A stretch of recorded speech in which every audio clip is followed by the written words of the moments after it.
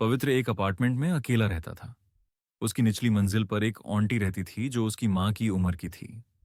वह हर वक्त पवित्र की आदतों से चिढ़ती रहती थी।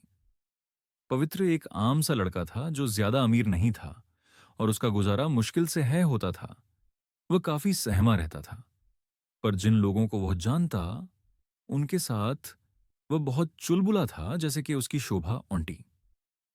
वह शोभा आंटी को अपनी माँ की तरह मानता था। बचपन में ही पवित्र ने अपनी माँ बाप और छोटी बहन को खो दिया था। पवित्र बहुत ही चुप सा रहने वाला लड़का था और वह सिर्फ अपने काम से ही मतलब रखता था। एक दिन पवित्र की बोरिंग सी जिंदगी में यशना का आगमन हुआ। सब्जी खरीदते वक्त पवित्र को सब्जी वाला महंगी सब्जी देने वाला था कि तभी यशना ने उसे रोका और सब्जी वाले से सब्जी सस्ती देने के लिए लड़ने लगी। सारी सब्जी मंडी में यशना ऊंची ऊंची लड़ने लगी। यह देखकर पवित्र को शर्म आ गई और उसने यशना को समझाने की कोशिश की कि उसे लड़ने की कोई जरूरत नहीं है। यशना नहीं मानी और लड़ती रही। पवित्र गुस्से में सब्जी वाले को यशना के हिस्से के पैसे देकर भी चला गया। यशना ये देखकर हैरान हुई और उसने कहा, ओए, ये पैसे क्यों दे रहे हो? पवित्र ने कुछ नहीं सुना और वह वहां से चला गया। घर आके पवित्र ने सब कुछ शोभा आंटी को बताया और वह बहुत हंसी। अगले दिन यशना फिर से पवित्र के छोटे से मोहल्ले में आई। इस बार वह अपने पिता और अपने लिए पास की बिल्डिंग में अपार्टमेंट देखने आई थी। पवित्र अपने अपार्टमेंट की बालकनी में कपड़े सुखा रहा था।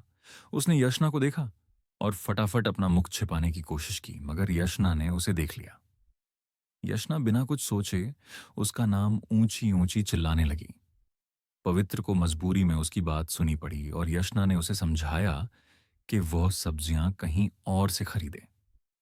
पवित्र ने उसकी बात में हाँ मिलाई और वहां से निकलने लगा कि तभी पीछे से शोभा आंटी ने पवित्र से पूछा कि क्या पवित्र कल इसी लड़की से मिला था?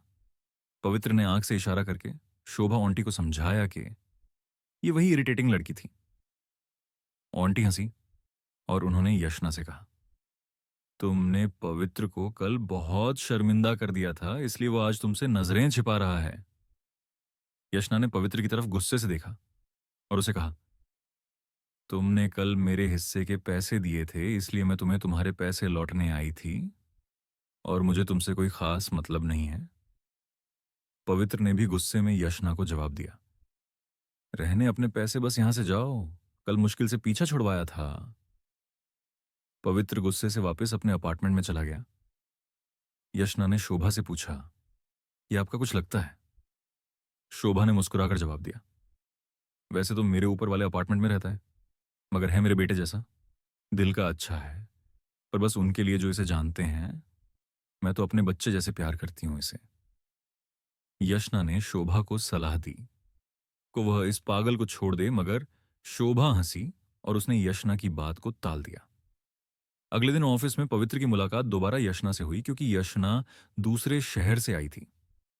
पवित्र को बहुत गुस्सा आया, पर वह इसमें कुछ नहीं कर सकता था। सारा दिन पवित्र और यशना एक ही ऑफिस में काम करते थे, मगर एक दूसरे से उन्होंने कभी नजरें भी नहीं मिलाई। एक रात जब यशना और पवित्र ऑफिस से निकले तो यशना को कुछ लड़कों ने छेड़ने की कोशिश की। पवित्र ने यह देखा और यशना को बचाया।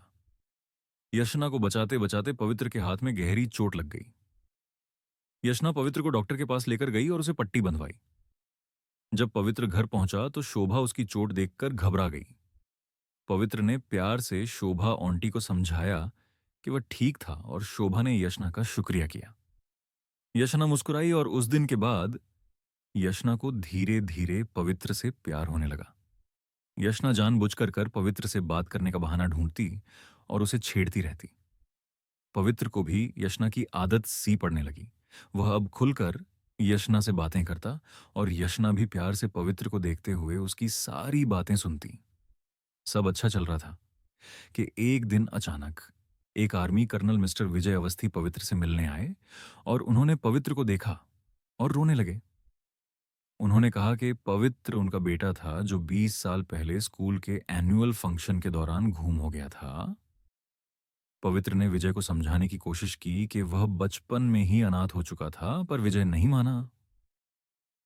शोभा ने विजय को सबूत दिखाने को कहा, जिस पर विजय ने अपनी पॉकेट से एक फोटो निकाली और शोभा को दिखाई। वह फोटो असल में विजय के दोनों बेटों की थी। विजय ने शोभा से कहा, यह फोटो मेरी पत्नी परी और मेरे बेटों की है, आदित्य और अर्जुन की। इस तस्वीर में मेरा बेटा आदित्य 10 साल का है और मेरा दूसरा बेटा 4 साल का है। देखो इस फोटो को और देखो कि इस आदमी की शक्ल मेरे बेटे से कितनी ज्यादा मिलती है। शोभा और पवित्र फोटो देख के हैरान थे। विजय ने बताया कि उसने पवित्र को परसों डॉक्टर के पास देखा था, जब वह उसकी पत्नी परी का इलाज करवाने हॉस्पिटल आया था। पवित्र ने विजय को बहुत समझाया कि वह पृथ्वी और प्रांजल अरोड़ा का बेटा पवित्र अरोड़ा था और उसका भाई नहीं बल्कि एक बहन थी जिसका नाम प्रिया अरोड़ा था। शोभा ने पवित्र को कहा कि वह अपने बचपन की कोई फोटो विजय को दिखाए जिसमें वह और उसके माता पिता साथ हों। पवित्र ने फोटो ढूंढने की कोशिश की पर उसे कोई फोटो नहीं मिली। पवित्र ने साफ साफ विजय को कहा, अंकल मैं आपको नहीं जानता और अगर आप जो भी कह रहे हैं वो सही है तो भी मुझे कम से कम 1 हफ्ते का समय दीजिए ताकि मैं अपनी सफाई में आपको सबूत दिखा सकूं। विजय मान गया और उसने पवित्र को 1 हफ्ते का समय दिया। अगले दिन पवित्र ने सब कुछ यशना को बताया और यशना यह सब सुनकर बहुत हैरान हुई। यशना ने पवित्र को सुझाव दिया कि शायद विजय सही भी हो सकता था, पर पवित्र नहीं माना और उसने यशना से मदद मांगी। यशना ने उसे वादा किया कि वह उसे बचाने की कोशिश जरूर करेगी। अगले दिन जब पवित्र ऑफिस गया तो उसके बॉस ने उसे एक डील के लिए कैबिन में बुलाया। पवित्र और यशना को उनके बॉस ने एक बड़ी जिम्मेदारी दी कि उन्हें एक बड़े बिजनेसमैन के साथ डील करने के लिए डॉक्यूमेंट्स बनाने थे और अगर ये डील हो जाती तो उसकी और यशना की प्रमोशन पक्की थी। यशना बहुत खुश थी कि उन्हें इतना बड़ा अवसर मिल रहा था, पर जैसे ही उनके बॉस ने उन्हें उस बिजनेसमैन का नाम बताया तो पवित्र ने सीधा मना कर दिया। बॉस ने उस बिजनेसमैन का नाम बताया, अर्जुन अवस्थी, जिस पर पवित्र को तुरंत याद आया कि ये नहीं किस और का नहीं बल्कि विजय अवस्थी के बेटे का नाम था जो 2 दिन पहले उसके घर आया था। यशना ने पवित्र को समझाने की कोशिश की कि इससे उन्हें प्रमोशन मिल सकती थी और उनकी जिंदगी बदल सकती थी। पहले तो पवित्र मना करता रहा पर फिर यशना के ज्यादा मजबूर करने पे मान गया। रात को पवित्र ने सारी बात शोभा को बताई। शोभा ने उसे जाने से मना किया पर बीच में यशना आ गई। उसने शोभा को समझाया कि यह उसके और पवित्र के लिए जिंदगी बदलने का मौका था, क्योंकि अर्जुन अवस्थी एक बहुत बड़ा बिजनेसमैन था। शोभा ने यशना को समझाया पर यशना नहीं मानी। आखिरकार शोभा और पवित्र को यशना की फैसले के आगे झुकना पड़ा, क्योंकि वे दोनों यशना को प्यार करते थे। अगले दिन ही यशना और पवित्र अपने बॉस के साथ दूसरे शहर के लिए निकल गए। वहां पहुंचते ही यशना को बहुत खुशी हुई कि आखिरकार वह उनके छोटे से मोहल्ले से इतना बड़े शहर घूमने आए। पवित्र प्यार से यशना की तरफ देख रहा था और मुस्कुरा रहा था। जब यशना और पवित्र अर्जुन से बात करने उसकी बिजनेस बिल्डिंग में पहुंचे तो अर्जुन काफी गुरूर से यशना की तरफ देखने लगा।